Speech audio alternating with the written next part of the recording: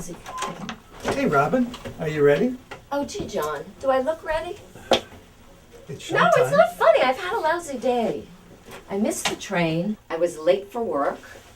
My mom's not feeling well. I got hit with a huge dental bill. I had a fight with my boyfriend. I don't think I look so great. No, John, I'm not ready. Well, we all have these things happen to us in New York. Coming from Pennsylvania, I had a 4-hour drive. I got stuck in the Holland Tunnel.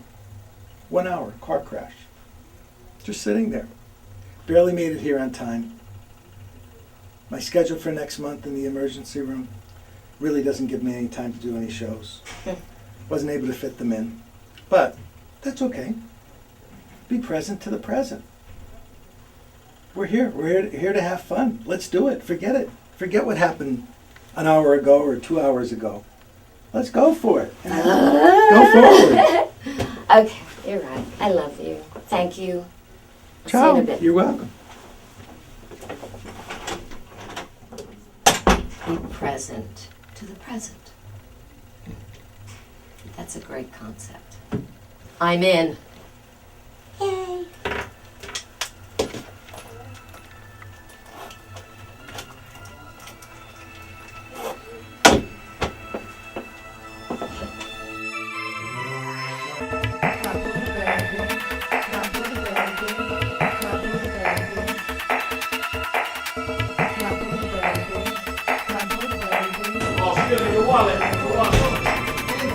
Journey with me, baby.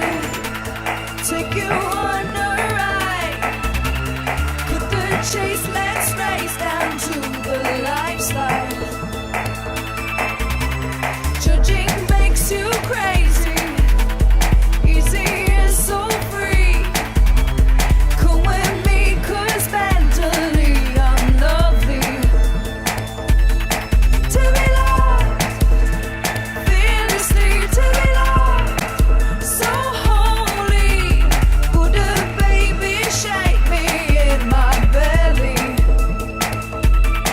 To be loved, fearlessly to be loved, so holy. BuddhaBaby, shake me in my belly.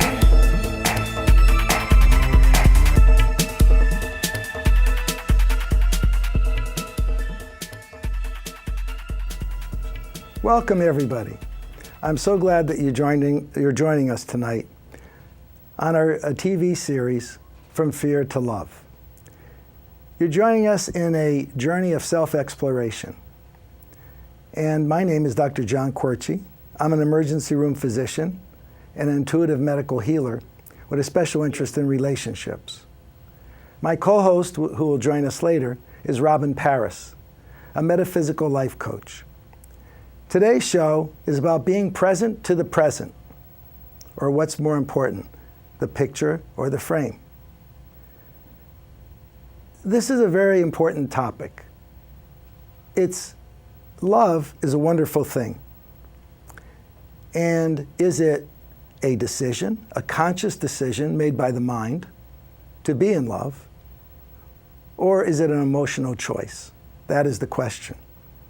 I contend that it should be, and usually isn't, a conscious decision. You're walking down the street in this beautiful city of ours, New York City, and being a man, I'm attracted to this very beautiful woman walking down the other way. I love the way she looks, her hair, her body, her clothes, the way she carries herself, her energy. And immediately, I'm distracted by everything else around me, or distracted to her. I want to meet her. Hormones are rising, and I want to get to see if there's some connectivity there. But as you notice, it's all physical attraction, which is wonderful and necessary, but it can't be isolated. So you get to know this person, you get to meet this person. And in time, you start to share a lot of things in common. And these are precious, precious things that you share. So you have rising hormones, many, many things shared in common as you have hours and hours of endless conversation. and then it evolves into a physical relationship. This whole time, it's truly emotional attraction. And the question is, that's the emotional choice, and that's necessary. But should we not step back for a moment and say, is this going to last? What type of connection do I have? Do I really know this woman? Or do I only know what she wants to project to me and what I'm looking for, what I want to see in her? Am I really attracted to her for who she really is deep down inside, or for who I want her to be? What need she'll fill for me, and vice versa. And that's why most relationships, most of the time, end. Because they get boring. All of a sudden, the real person comes out. All of a sudden, you say, that's not the person that I met originally. Well, originally, you were on an emotional high.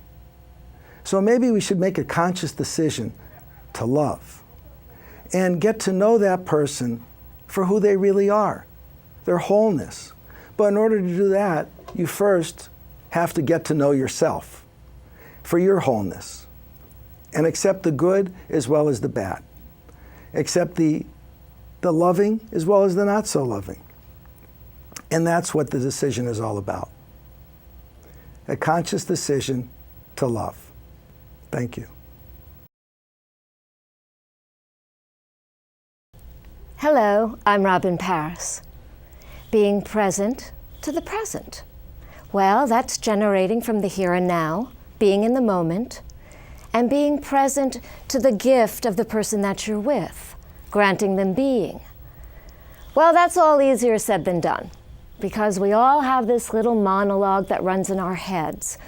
And that little voice is filled with expectation, judgments, and it keeps us from being present to the person that we're with. And it shows up in all of our relationships. So today I'm going to pick love relationships.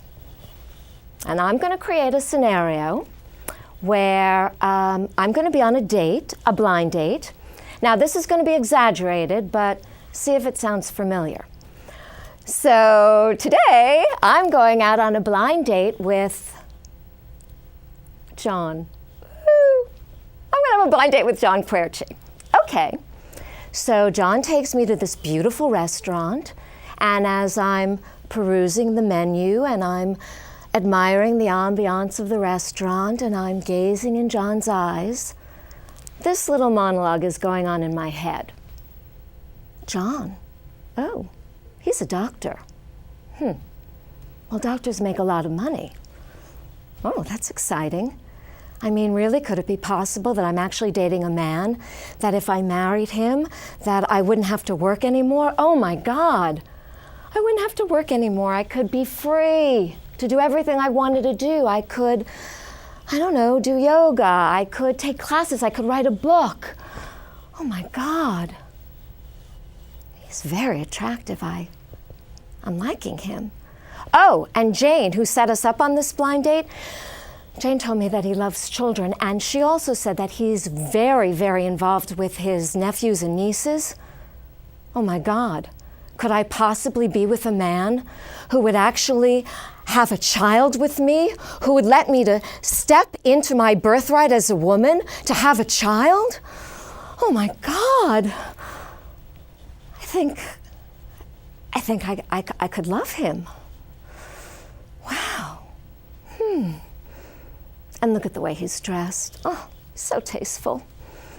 You know, he's very solicitous of me. And that would mean that he'd probably give me really beautiful presents. Oh my God, a man who has taste. And then I wouldn't have to leave all these little notes, you know, on the wall. Honey, 5 more shopping days till my birthday. Honey, Christmas is coming, 3 months, Hanukkah. I could have presents I wouldn't return. Oh my God. I think I love him. Well, 3 months go by, 6 months. John and I are in a deeply committed relationship, and we're negotiating it. We're seeing what it looks like. And John says something to me like, well, honey, isn't it great that we're living here because, you know, it's going to be really close to work for your commute? Work? What, John, you're kidding me. What do you mean work? Honey, I'm not working. Are you kidding me? John, I have no intention of working. I'm going to, create this beautiful home for us and raise our children. John, why are you looking so pale? What do you mean you don't want children? Are you freaking kidding me? We're going to have a family. John, how can you say that you love me? You don't even know me. Oh my God. F you, John Querci. I feel really betrayed. You don't know me. Who have I been in a relationship with? Well, the fact of the matter is John didn't do anything wrong, because John doesn't know the story that I made up about him. See, I made up the story and I really got to believe it.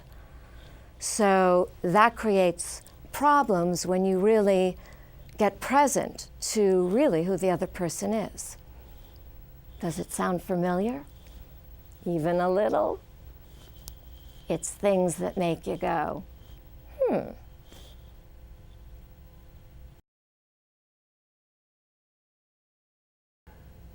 Welcome back, everyone, to my favorite segment of the show, Fear to Love, and that's the Crosstalk. My name is Dr. John Querci, and my co-host who's joining me is Robin Paris. And we just had a very interesting monologue, which has been extremely traumatic for me, about love. It's a wonderful thing. Is it a conscious choice or decision? Is it a conscious decision, or is it an emotional choice? Well, after listening to Robin's monologue, I'm not sure what it is, except that I'm terribly frightened of love. But anyway, Robin, let me ask you a question. Okay. Do you think it might be a balance of the two? We have to make a conscious decision to love, so we really see what the situation is, who we're loving, and what we have to love with, who we really are. And then, of course, the emotional choice is wonderful. So maybe it's a balance between the right side of the brain and the left side of the brain. What's your opinion on that? Well, I really think that we choose. I think that choosing is from the heart. When we make decisions, that's fear speaking. That's the voice of fear. And when it's matters of the heart, you don't want to make a cerebral decision. That's when everybody's opinion comes in, what my mother wants, what my father expects, what my friends like, who my friends want, who they want me to be with, who they don't want me to be with. No, I think it's from the heart, and we choose.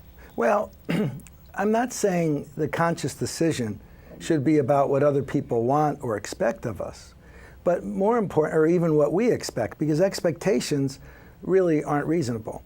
But more importantly, who we are, what type of person we are, so that, and can we truly see what the other person is like, so that we will accept them for their good points as well as their not so good points. Not necessarily bad points, but to be whole, there's a side that's not as beautiful as the opposite side. And we have the same problem or the same situation because we're humans. Humans aren't perfect. But we should be conscious of what the real person is like underneath the facade, Yes. Underneath the clothing, underneath the titles, underneath the whole exterior. But of course, without the exterior, you won't be attracted. A Ferrari is 2 points. It's a beautiful Pininfarina body and a beautiful V12 engine. One without the other is not a Ferrari.